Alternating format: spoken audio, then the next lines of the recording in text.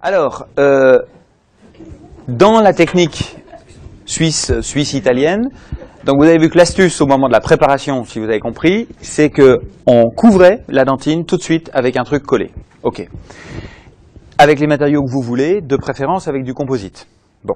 Là maintenant, vous avez pris l'empreinte, non pas d'une dent, mais d'une base en composite dans une dent. Hein, c'est de ça qu'on a pris l'empreinte. Le technicien fabrique son inlay là-dessus. Et c'est ce truc-là qu'on va maintenant coller dans la bouche. Pour coller, il y a des composites de collage dédiés à ça, Variolink, Panavia, je sais pas quoi, des trucs qui ont été faits que pour coller. Bon. Vous pouvez utiliser ce que vous voulez, pas Panavia. Le problème du Panavia, c'est que c'est un produit qui est fait pour coller en formule auto-adhésive, comme le Superbond, directement sur la dent. Et là, on ne colle plus sur la dent, on colle sur du composite. Donc ça ne va pas marcher comme ça devrait marcher. Mais si vous utilisez du Variolink, par exemple, le Variolink c'est du composite, vous pouvez utiliser la colle Variolink pour coller vos inlays.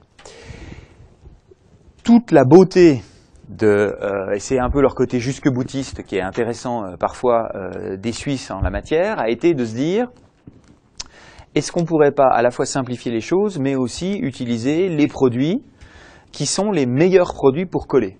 Donc la question de départ, ça a été quelle est la meilleure colle composite?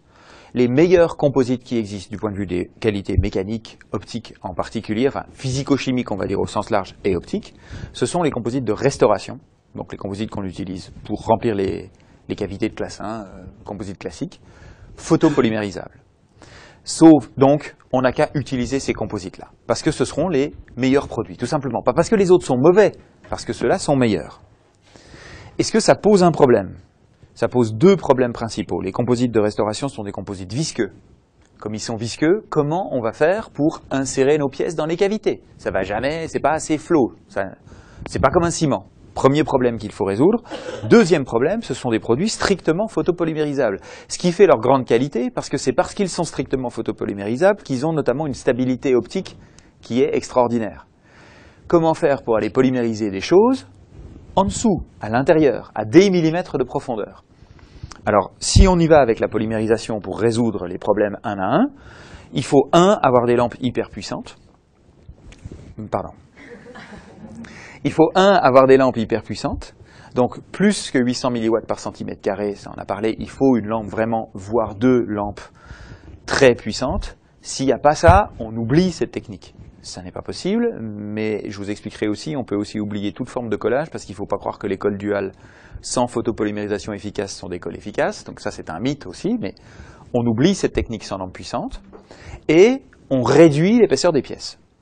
Réduire l'épaisseur des pièces, c'est jouer sur la base en composite.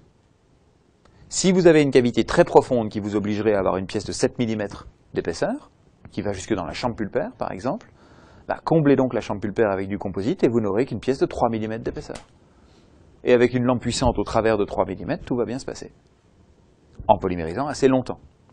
Donc finalement, le problème de la polymérisation est résolu grâce à la puissance des lampes, grâce aux bases en composite qui nous font moduler un petit peu l'épaisseur de la pièce. L'énorme avantage d'avoir des pièces aussi qui ont une épaisseur à peu près constante, ça tous les prothésistes vous le diront, une pièce qui fait à peu près partout 2 mm est beaucoup plus solide qu'une pièce qui fait 4 à un endroit, 1 à un autre et 5 à un autre. À cause de ce que les techniciens appellent le CET, le coefficient d'expansion thermique de la céramique, qui fait que, en fonction du volume, ce CET est différent. Et au moment du refroidissement en particulier, après que ça a été chauffé, que ça a été frité, vous avez des micro-fissures, des tensions internes qui se créent au niveau du matériau parce qu'il y a des grosses quantités à un endroit, des petites quantités à un autre. Donc ils seront très contents de pouvoir manipuler la céramique, en l'occurrence, à épaisseur constante. Donc ça, c'est pour l'histoire de la photopolymérisation. Le deuxième problème, c'est le composite est trop visqueux. Comment peut-on utiliser pour rendre un composite très visqueux un peu plus fluide? Sans changer le composite, on peut le chauffer. Et si on le chauffe, ça le rend plus coulant. Donc l'idée, c'est de chauffer le composite d'une part pour le rendre plus coulant. On va voir comment. C'est ce que j'aurais aimé que vous fassiez tout à l'heure en TP. Et je vous réexpliquerai, on ne pourra pas le faire, car il nous manque juste un petit truc pour faire ça. Un briquet. Ah, mais c'est résolu alors. Il faut pouvoir assister l'insertion des pièces avec des ultrasons pour être sûr de les enfoncer complètement. Mais ça aussi, c'est un problème simplissime à régler. Donc, moi, c'est cette technique que je vais vous présenter, pas parce que je trouve que les Suisses, ils sont meilleurs que les autres. J'en ai rien à foutre des Suisses ou des Italiens, si vous voulez, même si je les aime bien. C'est juste parce que depuis, un peu comme l'hybridation d'antinaire immédiate, depuis que je fais comme ça, j'ai juste plus de problème de stress. Je ne parle même pas de l'avantage théorique. Il est réel, l'avantage théorique. Mais peut-être que ça va bien aussi avec du Variolink normalement. Mais c'est juste que vous collez les inlays en toute décontraction avec des produits faciles à manipuler, qui prennent quand vous avez envie qu'ils prennent, et qui vous donnent juste des résultats qui sont en plus très fiables. Donc je payerai pour avoir le droit d'utiliser cette technique. Même s'il va vous falloir un truc pour chauffer, mais ça peut être le fond d'une poche aussi, même s'il va vous falloir des inserts à ultrasons spéciaux. Ouais, c'est 35 € l'insert, c'est bon, vous allez pouvoir en acheter un, ça suffit, hein. Avant de le dégommer, il va falloir du temps, donc voilà. Et c'est ça dont on va parler ensemble.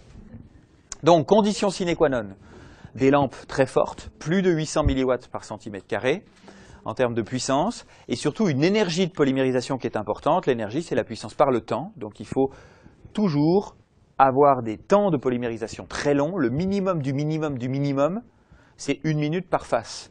Mais faites attention, si cet embout fait 7 mm de large, la molaire en mésodistale, elle fait plus de 7 mm. Donc si vous vous placez sur cette molaire en plein milieu, ce n'est pas la face vestibulaire qui est polymérisée en 1 minute. Il faut faire 3 fois 20 secondes ici au milieu, 3 fois 20 secondes en mésial, 3 fois 20 secondes en distal. Ça fait donc déjà 3 minutes pour juste une face. Donc c'est très long.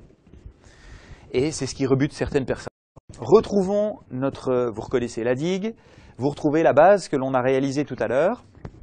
Voilà où on en est. Vous avez mis avec délectation le fermite dans la cavité quand votre patient quittait le cabinet.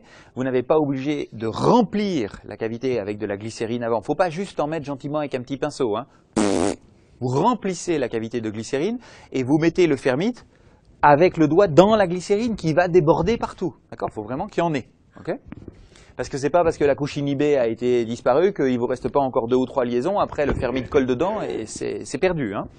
Donc, quand vous retrouvez votre patient, le fermite avait débordé ici au niveau de l'espace proximal, était venu se coincer contre l'autre dent, donc généralement ne tombe pas, et même s'il tombe. Et la dent, elle ne risque rien, donc dites-le au patient, même s'il tombe, vous risquez rien. Le seul truc, c'est que les dents vont se déplacer et que vous avez du point de contact à régler après, ça c'est tout. Mais voilà, moindre mal. Pour retirer ce fermite-là, vous prenez un CK6 ou n'importe quelle sonde ou je sais pas quoi, et vous faites sauter le truc. Et ça saute tout seul. Ensuite, je n'essaye jamais, sauf les facettes, parce que les facettes on ne peut pas faire autrement, il faut quand même bien regarder si ça va ou pas sans digue, je n'essaie jamais les inlays, les parties postérieures, sans la digue. Pour une raison toute simple. C'est qu'une fois que vous avez fait avaler à un patient, vous n'avez plus envie que ça se reproduise. Et ces petits bordels, si vous voulez, ça n'arrête pas de partir. Et c'est même si vous le stickez sur un truc, le problème c'est que pour le sticker, pour le coller, ça va être bien. Mais là, vous voulez juste le sticker pour l'essayer. Alors je stick, ah merde le stick, je décolle le... Et puis après le stick il va plus, donc il faut prendre un autre stick, on n'y arrive pas. Donc vous le prenez avec la presselle, avec je sais pas quoi, on va attendre 2 jours. Non mais c'est un cauchemar. Donc j'ai tendance, comme la dent est isolée, vous n'avez généralement pas à faire d'anesthésie. Ça c'est magnifique par rapport aux séances habituelles. Et vous dites au patient, je vous retire le pansement provisoire. La petite base que je vous ai mis dessus, elle isole un peu. Donc vous allez sentir le chaud et froid. C'est une bonne nouvelle parce que ça veut dire que votre dent est vivante. Je vais vous montrer ce que je vais vous faire subir aujourd'hui. Vous prenez votre RO, votre spray RO, et vous faites ça 5 secondes dessus.